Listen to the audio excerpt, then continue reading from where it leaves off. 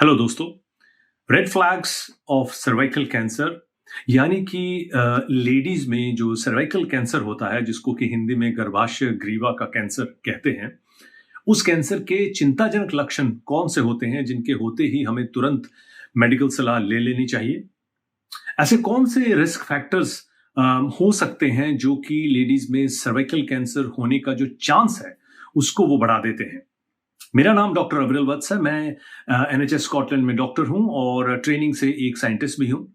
आइए आज इस वीडियो में सर्वाइकल कैंसर के जो रेड फ्लैग्स हैं, जो चिंताजनक लक्षण हैं, उनके ऊपर थोड़ा विस्तार पूर्वक बात करते हैं। चलिए, सर्वाइकल कैंसर जो है, जैसा कि नाम हमें बता रहा है, ये सर्विक्स में होता है और सर्विक्स जो है वो एक टिश्यू होता है, एक इलाका होता है जो कि यूट्रस को, जो कि बच्चेदानी होती है लेडीज में, उसको और वजाइना को कनेक्ट करता है। वजाइना जो कि फीमेल्स में जो योनि होती है, इन दोनों को कनेक्ट करने वाले हिस्से को हम सर्विक्स कहते हैं और इसमें जो कैंसर पाया जाता है उसको हम सर्वाइकल कैंसर कहते हैं। सर्वाइकल कैंसर का जो सबसे बड़ा रेड फ्लैग है, सबसे बड़ा जो चिंताजनक, जो सबसे बड़ी बात है, वो है एबनॉर्मल वेजाइनल ब्लीडिंग। यानी कि अगर रक्त का प्रसाव हो नीचे से और वो एबनॉर्मल हो, वो आप जो जो नॉर्मल पीरियड्स होते हैं उससे हटकर हो, तब वो बहुत बड़ा रेड फ्लैग, चिंताजनक लक्षण है सर्वाइकल कैंसर का। अब एबनॉर्मल वेजाइनल ब्लीडिंग जो है उससे तात्पर्य ये है कि मान लीजिए जो पीरियड्स के बीच में हैवी ब्लीडिंग शुरू हो जाती है, संभोग के बाद, शारीरिक संबंध बनाने के बाद मान लीजिए ब्लीडिंग होती है वजाइना में से, योनि में से, तब वो चिंताजनक हो सकता है। किसी को पीरियड्स आने बंद हो गए हैं, जब एक उम्र के बाद मेनोपॉज हो जाता है, पीरियड्स आने बंद हो जाते हैं, उसके बाद फिर से पीरियड आने शुरू हो जाएं, तब चिंताजनक बात हो सकती है। पीरियड अगर मान लीजिए रेगुलर आ रहे थे और वो सडनली वो उनकी जो अवधि है वो बढ़ जाती है या वो वैसे हैवी हो जाते हैं, तो वो भी एक चिंता का कारण हो सकता है। हमें चेकअप जरूर करवा लेना चाहिए। ये है सबसे बड़ा जो लक्षण मैंने कहा, एबनॉर्मल वेजाइनल ब्लीडिंग का।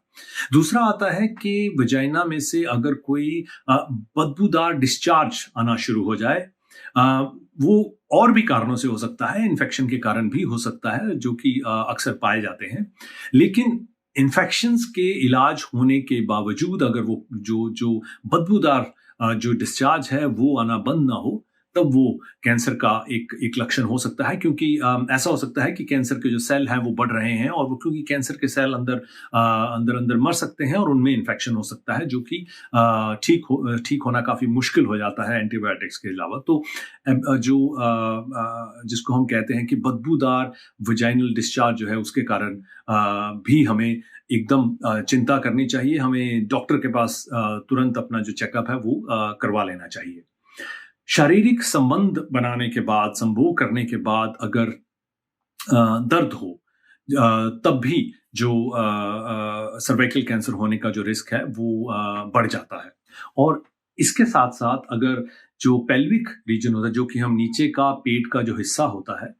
उसमें अगर लगातार दर्द रहना शुरू हो जाए, तो वो भी एक बहुत कॉमन, जिसको हम कहते हैं कि रेड फ्लैग है सर्वाइकल कैंसर का, चिंताजनक लक्षण है सर्वाइकल कैंसर का।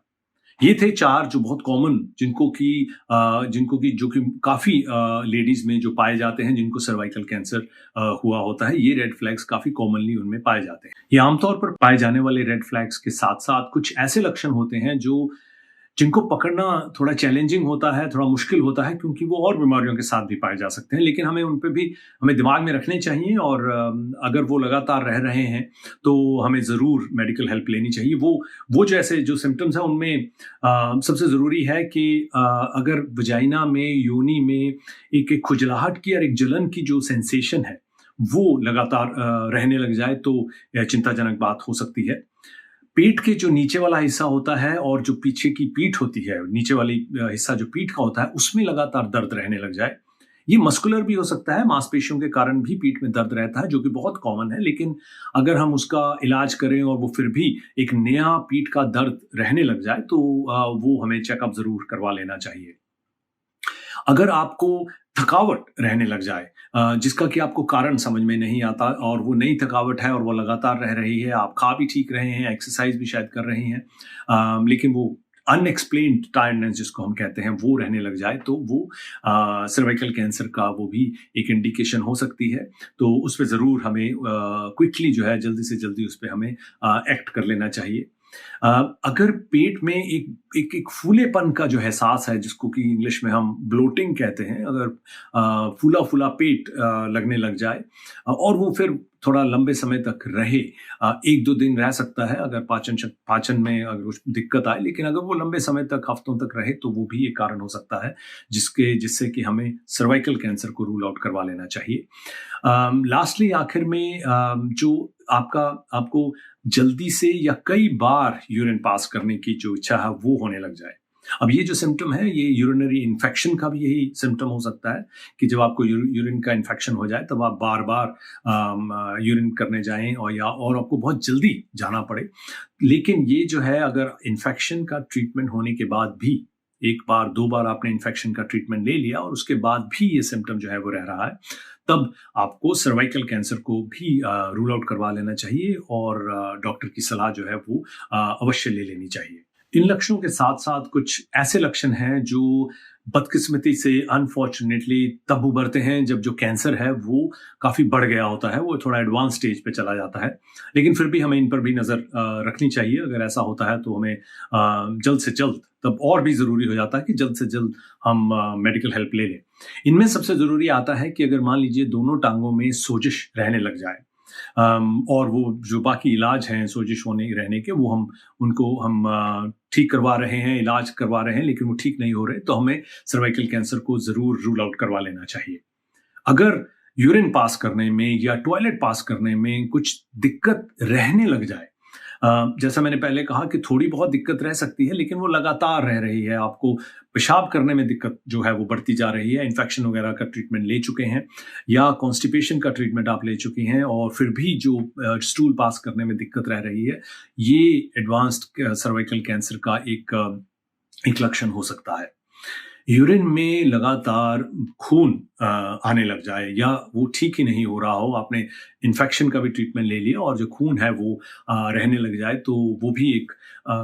कारण हो सकता है, वो भी एक चिंताजनक बात है जो कि हमें तुरंत डॉक्टर की सलाह ले लेनी चाहिए। लेकिन ये भी याद रखें कि जो यूरिन में खून है, 1 हफ्ते तक वो इन्फेक्शन के कारण रह सकता है, लेकिन 1 हफ्ते के बाद वो फिर भी रहने लग जाए तो हमें एक डिपस्टिक टेस्ट होता है जो कि किसी भी डॉक्टर के पास बहुत कॉमन टेस्ट है। उसमें अगर खून फिर से 1 हफ्ते के बाद के ट्रीटमेंट के बाद फिर भी दिखे, तब हमें जो कैंसर है उसको हमें रूल आउट कर लेना चाहिए। इसके साथ-साथ जो जनरल कैंसर के जो रेड फ्लैग्स हैं जिसमें आपका वज़न सडनली लूज़ हो गया, आपको भूख लगनी बंद हो गई और ऐसा चलते महीनों हो गए हैं, थकावट बहुत रहने लग गई है, ये सब जो ये जो लक्षण हैं ये रहने लग गए हैं, तब जो माथे की जो आपका माथा ज़रूर ठनकना चाहिए, घंटी ज़रूर बजनी चाहिए और आप तुरंत मेडिकल सलाह ज़रूर ले लेनी चाहिए। इन रेड फ्लैग्स के साथ-साथ जो चिंताजनक लक्षण हैं, इनके साथ-साथ कुछ ऐसे रिस्क फैक्टर हैं जो कि आपके सर्वाइकल कैंसर होने का जो रिस्क है उसको बढ़ा सकते हैं। ये ज़रूरी नहीं है कि जिनमें ये रिस्क फैक्टर्स होते हैं उनमें कैंसर होता ही होता है, लेकिन अगर ये रिस्क फैक्टर्स हैं तब चांसेस बढ़ जाते हैं कैंसर होने के, और साथ में अगर कोई रेड फ्लैग्स भी साथ में आपको महसूस हो रहे हों तब और ज़रूरी हो जाता है कि सर्वाइकल कैंसर को हम रूल आउट करवा लें और अपनी जांच ज़रूर करवा लें। इसमें जो सबसे बड़ा रिस्क फैक्टर है वो है ह्यूमन पैपिलोमा वायरस का। जी, एक वायरस है, एचपीवी एक वायरस है जो कि इस कैंसर में 99% ऑफ द टाइम्स जो है ये इसी के कारण पाई जाती है, सर्वाइकल कैंसर में एचपीवी पाई जाती है। ह्यूमन पैपिलोमा वायरस जो है वो उम्र में बहुत पहले ही, कई बार टीनेजर्स में ही वो शरीर में चली जाती है और ये स्किन टू स्किन कांटेक्ट से भी जा सकती है। इसमें कोई ज़रूरी नहीं है कि इसका जो ट्रांसमिशन है, इसका जो एक शरीर से दूसरे शरीर में जाने का तरीका सिर्फ सेक्सुअल ट्रांसमिशन नहीं है, ये स्किन टू स्किन से भी चली जाती है। तो human papilloma virus, HPV virus जो है एक बहुत बड़ा रिस्क फैक्टर है। कई देशों में इसके अगेंस्ट वैक्सीनेशन की जो है ड्राइव बहुत चली है और उसके चलते सर्वाइकल कैंसर के से जो केसेस हैं वो बहुत कम हो गए हैं और जो मौतें हैं वो और काफ़ी कम हो गई हैं वैक्सीनेशन के बाद। भारत में ये जो वैक्सीनेशन है नेशनल वैक्सीनेशन प्रोग्राम में नहीं इंक्लूड की गई है, तो इसके चलते भारत में बहुत ऐसी लेडीज हैं जो एट रिस्क हैं क्योंकि ह्यूमन पैपिलोमा वायरस का जो इन्फेक्शन है वो काफ़ी फैला रहता है। इसके साथ साथ जो और रिस्क फैक्टर आते हैं उसमें है कि जो पहली फुल टर्म प्रेगनेंसी अगर मान लीजिए 18-20 साल से कम की उम्र में थी, दैट वो भी एक रिस्क फैक्टर हो जाता है कि उससे सर्वाइकल कैंसर होने का जो रिस्क है वो बढ़ जाता है। अगर 3 से ज़्यादा प्रेगनेंसीज़, फुल टर्म प्रेगनेंसीज़ जो हैं वो हो चुकी हों, तब भी सर्वाइकल कैंसर होने का जो रिस्क जो है वो बढ़ जाता है। ओरल कॉन्ट्रासेप्टिव्स होते हैं जो कॉन्ट्रासेप्टिव पिल्स होती हैं, वो अगर 5 साल से ज़्यादा लगातार खाई गई हैं, तब भी जो कैंसर होने का जो सर्वाइकल कैंसर होने का रिस्क है वो बढ़ जाता है। इनके साथ-साथ अगर स्मोकिंग जो है वो भी एक रिस्क फैक्टर है, जो वैसे भी कैंसर का एक बहुत बड़ा रिस्क फैक्टर है स्मोकिंग, लेकिन सर्वाइकल कैंसर का भी वो एक बड़ा रिस्क फैक्टर है। स्मोकिंग के साथ-साथ अगर किसी के मल्टीपल सेक्सुअल पार्टनर्स रहे हों, तो जितने ज़्यादा सेक्सुअल पार्टनर्स वो रह सकते हैं, तो उसमें एचपीवी इन्फेक्शन होने का जो खतरा है, वो बढ़ जाता है और एक क्रॉनिक तरीके का एचपीवी इन्फेक्शन भी रह सकता है, जो लंबे समय तक रह सकता है और उसके चलते कैंसर जो है, वो सर्वाइकल कैंसर डेवलप होने के चांसेस जो हैं, वो काफ़ी बढ़ जाते हैं। किसी का इम्यून सिस्टम अगर जो है वो ठीक तरह काम नहीं कर रहा, कई बार बीमारियों के कारण, एचआईवी जैसी बीमारी के कारण या और इम्यूनो कॉम्प्रोमाइज बीमारियां जो होती हैं उनके कारण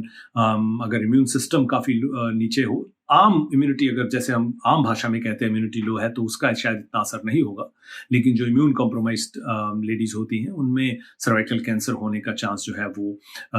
काफ़ी बढ़ जाता है। और आखिर में क्लेमिडिया एक इन्फेक्शन होता है जो कि बहुत कॉमन होता है और उसके कई बार साइंस और सिम्टम भी नहीं होते और कई मतलब मेजॉरिटी में तो ज़्यादातर वो एसिम्प्टोमेटिक होता है, बिना किसी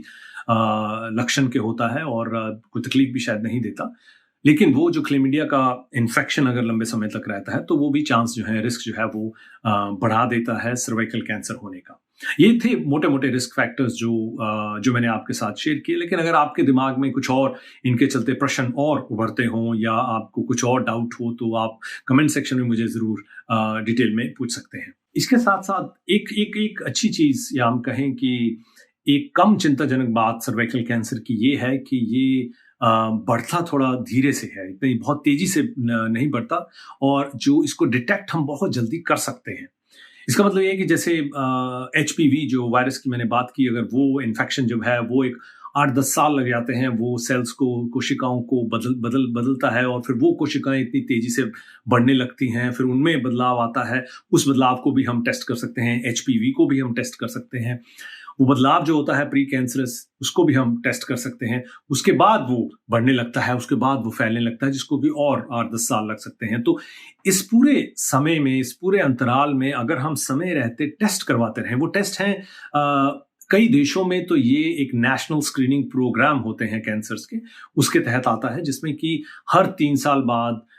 स्मीयर किया जाता है। वो जो योनि होती है या सर्विक्स होता है, उसका एक सैंपल लिया जाता है, जो कि बस एक ब्रश होता है जिसको अंदर घुमाकर उससे जो सेल निकलते हैं उसको टेस्ट कर लेते हैं। अगर उनमें एचपीवी इन्फेक्शन पाया जाता है तब और आगे टेस्ट किए जा सकते हैं, जो कि देखा जाता है कि जो कोशिकाएं हैं वो कैंसरस तो नहीं हो गई हैं। अगर आप 3 साल में आपका वो जो स्मीयर है वो नॉर्मल आता है, तो कई देशों में 3 साल के बाद अगला टेस्ट जो है 3 साल बाद किया जाता है। अगर वो एबनॉर्मल है तो 6 महीने बाद एक और टेस्ट या साल बाद एक दूसरा टेस्ट किया जा सकता है। कई जगह पे ये 5 साल बाद भी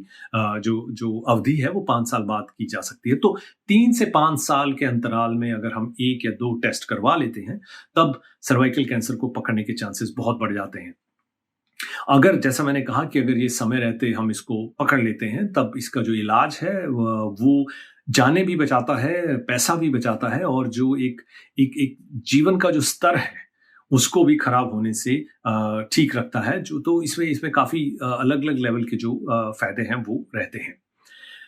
मैं उम्मीद करता हूं कि आपको ये जो रेड फ्लैग सर्वाइकल कैंसर के मैंने बताए और जो रिस्क फैक्टर्स आपको सर्वाइकल कैंसर के बताए, उनसे वो आपको लाभदायक लगे होंगे। अगर आपके दिलो दिमाग में कोई और प्रश्न उभरता है, कुछ और डाउट्स इसके बारे में आते हैं, चाहे वो सर्वाइकल कैंसर के बारे में हो या कैंसर के बारे में इन जनरल हो, तो प्लीज़ मुझे कमेंट सेक्शन में ज़रूर उनको लिखिए और मैं ज़रूर कोशिश करूँगा कि उनके जवाब आप तक पहुँचाऊँ। धन्यवाद।